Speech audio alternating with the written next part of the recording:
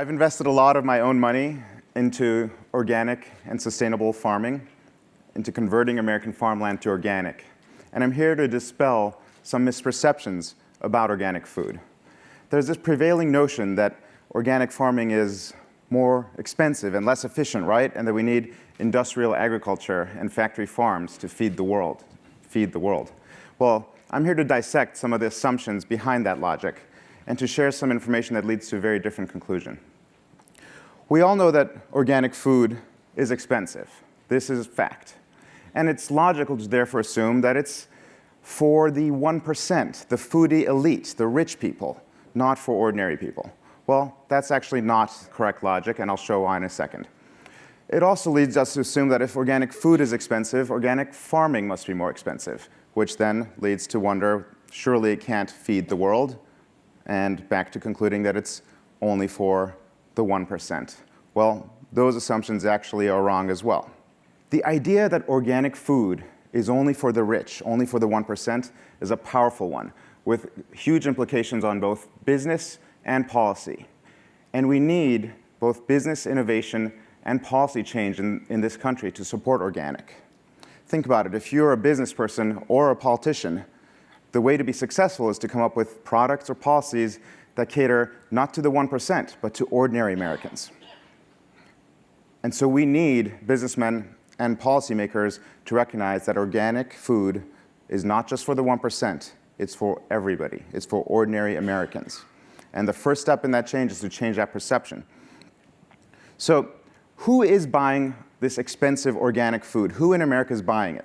Well, according to Nielsen and NMI research, 3 out of every 4 Americans have consciously chosen to buy organic food in the past year.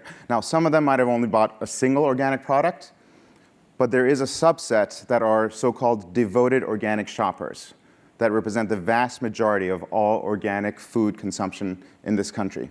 These so-called foodies are not 1%, they're 25%, 1 out of every 4 Americans.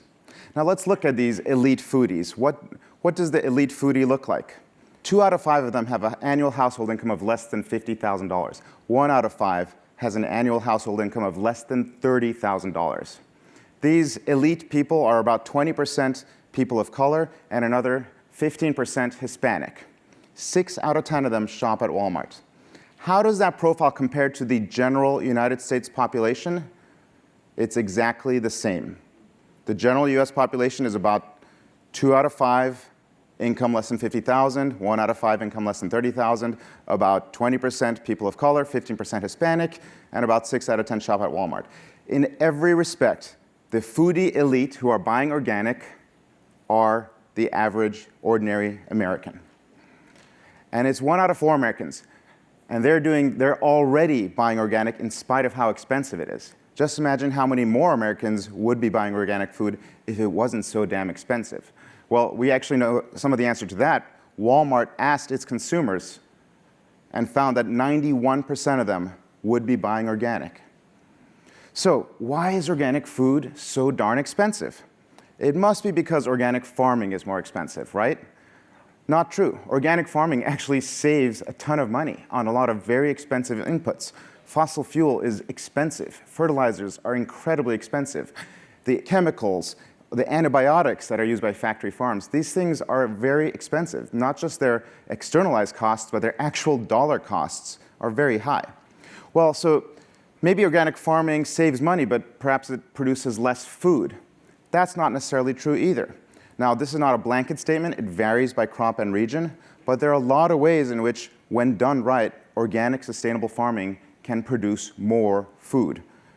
One part of that is crop and livestock rotations, so that nutrients are recycled into the soil.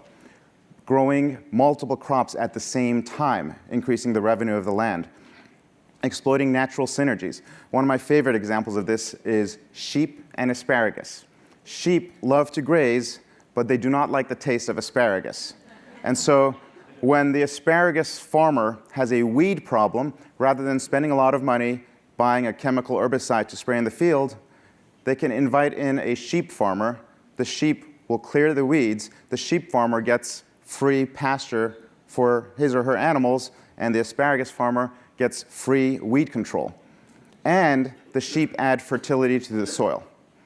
You must be thinking, well, great, but industrial agriculture, for all of its ills, surely at least the one thing it has is that it's more efficient, right? I would say that it has the illusion of efficiency, and it's a short-lived one. For example, think about the topsoil. America's topsoil, perhaps the single greatest national treasure this country possesses, this rich topsoil, is like a bank account that we're drawing on every year, withdrawing money, not putting it back in. That's not efficient. It's inefficient and unsustainable. Similarly, the way we treat nutrients. Nutrients are supposed to come from the soil, go through the body of a plant, into the body of an animal, and back into the soil. We all learned that in high school. And that's not how the vast majority of North American agriculture works today.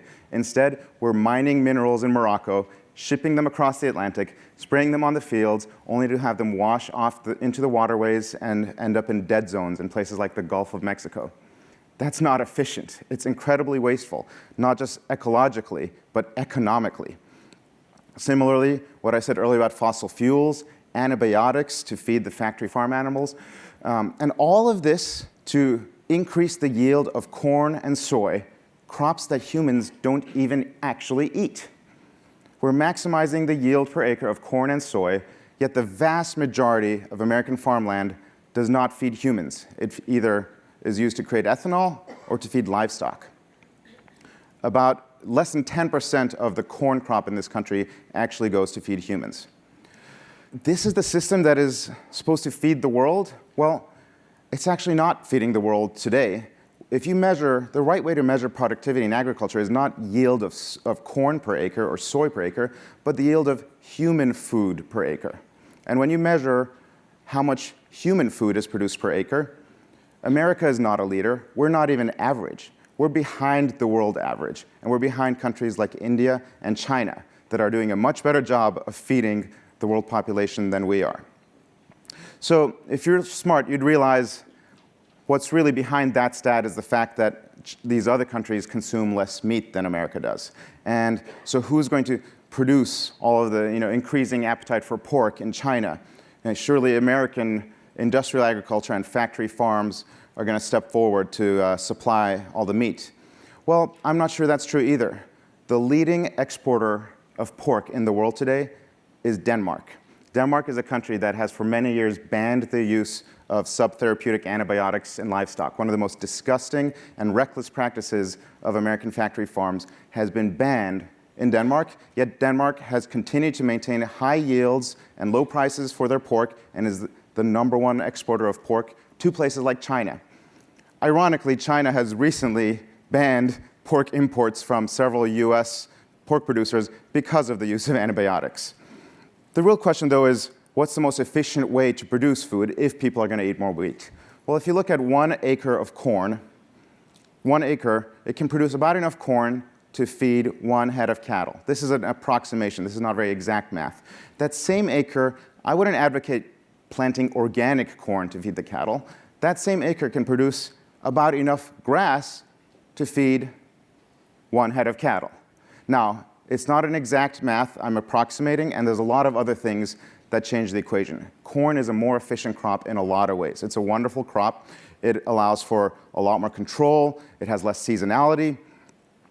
But it also has a lot of other costs on the balance sheet. At the end of the day, it's not a slam dunk that industrial agriculture is more efficient, even for producing meat. Now, the truly more efficient way to feed humans is to use that land to produce crops that people eat, like fruits, vegetables, wheat, or rice. But the benefit of growing meat on pasture is at least those animals fertilize the land. And if you do a rotation between those animals and the fruits and vegetables, you can actually produce more off that same land. It must be about the money then, right? These so-called evil corporations like McDonald's and Monsanto, perhaps they're shoving this industrial food down our throats because it's more profitable, right? Well, that's actually not true either. In fact, using the techniques I just described, Farmland LP, which I'm a very large investor in, converts farms from conventional crops to organic and significantly increases their profits. If you look at, they've done a cohort analysis of farmland that they've been progressively converting to organic, and in doing so, significantly raising the income from the land, from something like $100 per acre to $450 per acre. You might think, well, that's great, but perhaps it can't scale. Well, the answer is actually organic and sustainable agriculture is scaling. For one thing, Chipotle, which is the closest we have to a fast food organic company, is the single fastest growing fast food company of the past decade. And more broadly, organic cropland in the United States has grown tremendously, more than tripling in less than 2 decades. So organic saves money, is less expensive, can produce as much or more food, is more profitable, and is scaling. Then why the heck is organic food so expensive? And the answer is because the demand for organic food is growing even faster. That graph of organic cropland growing is still a drop in the bucket, and it pales compared to the surge in demand for organic, sustainable food in this country. The total amount of organic cropland in America is about 1% of this country's agricultural land. The total amount of consumption of organic food is between 4 and 5%. And that does not even reflect the total demand. That's how much has actually been consumed. 1 out of every 4 Americans is a devoted organic shopper. And 91% of Walmart customers say they would be interested in buying organic food. The demand that we need to satisfy is not just that 5%. But you might wonder, where is that 4 or 5% of organic food coming from, if not from our cropland? It's being imported. And where is organic food grown on this planet? In developing countries. 80% of the certified organic farmers are in developing countries. The country with the most organic farmers is actually India. So the poor countries of the world are feeding the food that the majority of Americans want to eat. So I think America should stop worrying so much about feeding the world and focus a little bit more on feeding itself. The solution to this is actually relatively simple. We need organic, sustainably managed cropland in this country to increase dramatically to catch up with the enormous demand. I've put my own money where my mouth is, and I've invested a lot of money in Farmland LP, as I mentioned, which is converting land to organic. And I think we need both policy change and more business innovation to accelerate the expansion of sustainable organic agriculture in America. Thanks very much.